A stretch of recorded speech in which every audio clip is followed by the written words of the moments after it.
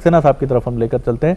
किन किन मंच पर उपभोक्ता शिकायत कर सकता है? खासतौर से हम ग्रामीण संदर्भ की बात करेंगे। खुरई से हमारे दर्शक ने सवाल किया था, अगर वो दूर किसी ग्रामीण अंचल में रहता है तो कहां जाए वो शिकायत करने के लिए? देखिए द्विवेदी जी, ऐसा है कि चाहे ग्रामीण अंचल का उपभोक्ता हो या शहरी, अगर ग्रामीण अंचल का है तो वो वहां से चल के नहीं आ सकता, तो अपनी शिकायत एक सादे कागज पर लिखकर वो, जैसे उसके आसपास कोई उपभोक्ता मंच, उपभोक्ता समितियां जो कार्य कर रही हैं वो अगर हैं तो उनको भेजे, और नहीं तो जैसा मैंने बताया कि 3 प्रतियों में उसके जिले का जो उपभोक्ता फोरम है, जो वहां न्यायालय लगता है, उसमें उसको भेजना होगा। अच्छा जी, और उसको इसके लिए वहां से न्याय मिलेगा।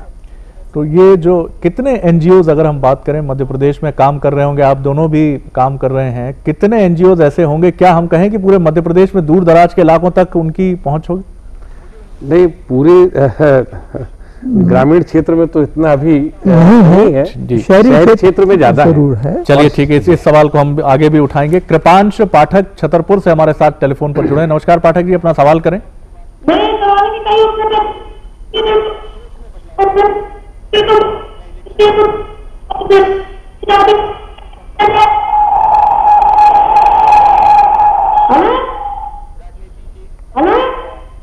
जी जी जी, इनका जितना सवाल हम समझ पाए हैं, इनका कहना है कि जो ग्रामीण अंचलों के उपभोक्ता हैं या ऐसे उपभोक्ता हैं जिन पढ़े लिखे नहीं हैं, उनकी पढ़ाई लिखाई इस तरह की नहीं है कि वो चीज़ों को समझ सकें और देख सकें, वो अगर ठगे जाते हैं उस स्थिति में कैसे करें वो?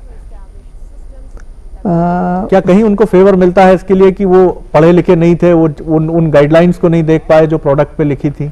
जी, ऐसा है कि यदि आप ग्रामीण क्षेत्र में निवास कर रहे हैं और कोई सामान परचेज कर रहे हैं, तो ऐसी शॉप पे जाएं जो आपकी पहचानी हुई शॉप हो, और उससे ये कहें कि हमको ऐसा प्रोडक्ट दो जो बिल्कुल ठीक ठाक हो।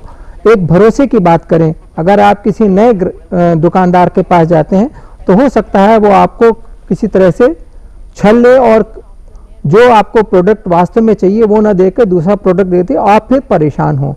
तो अच्छा ये होगा कि आप ऐसे परिचित दुकानदार के पास जाएं और उसको अपनी समस्याएं या अपनी आवश्यकताएं बताएं, जिससे कि आपको जो वो प्रोडक्ट वो दे एक रिलायबल हो और वो सही हो। बहुत अच्छी सलाह दी है चंद्रा साहब ने कि आप विश्वसनीय दुकानदार के पास जाएं। कई बार उपभोक्ताओं को आकर्षित करने के लिए कुछ दुकानदार कीमतें कम करने का दावा करते हैं या दूसरे तरह के प्रलोभन देते हैं, लेकिन इन प्रलोभनों के माध्यम से आपके ठगे जाने का खतरा भी आपके सामने होता है। तो ये चीज बहुत इंपॉर्टेंट है। हमारे साथ जुड़े हैं संतोष जी सागर से। नमस्कार संतोष जी, अपना सवाल करें। हेलो जी सर, मैंने सर एक टीवी खरीदी। हेलो, टेलीविजन खरीदा आपने? सर मैंने अभी एक नई टीवी खरीदी है सर, मुझे डाउट है जी कि वो टीवी सर नकली है सर, कंपनी की नहीं है।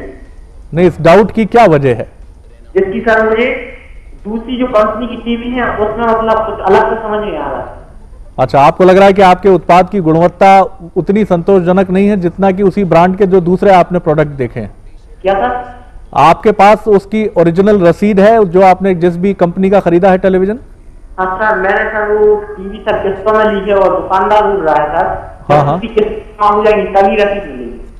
अच्छा ठीक है, धन्यवाद। और सर जी सक्सेना साहब, इनका जो प्रश्न है, ये इस तरह की बहुत सारी शिकायतें हमारे पास नियमित तौर पे ग्राहकों की आती रहती हैं कि लोग जो हैं इंस्टॉलमेंट में टीवी खरीदते हैं, टीवी, वीसीआर, ये आपके कंप्यूटर वगैरह, और दुकानदार ओरिजिनल रसीद तब तक उनको नहीं देता है जब तक कि वो रसीद जब तक कि उनका पूरा पेमेंट उनको प्राप्त ना हो जाए। तो ऐसी दशा में आपको कंप्लेंट करने का तो अधिकार है, और अगर जैसे आपने प्रश्न करा कि मेरी टीवी शायद डुप्लीकेट है या उस गुणवत्ता की नहीं है, तो उसके लिए आपके साहब ऐसी, माफ कीजिए मैं बीच में रोक रहा हूं, क्या ऐसी कोई कानूनी बाध्यता है कि जब तक किस्तें पूरी नहीं हो जाएंगी ओरिजिनल रसीद नहीं मिलेगी? देखिए, चूंकि इन्होंने इंस्टॉलमेंट पेमेंट पे ये खरीदा है, इसलिए इंस्टॉलमेंट पेमेंट पे वो दुकानदार अपने को सेफ साइड करके चलता है, आधी कीमत का लेके। प्रोविजनल रसीद कोई ऐसी? प्रोविजनल रसीद दी जा सकती है जो कि स्टैंड करती है उपभोक्ता फोरम में। बिल्कुल करती है। और इसमें मैं एक बात और कहना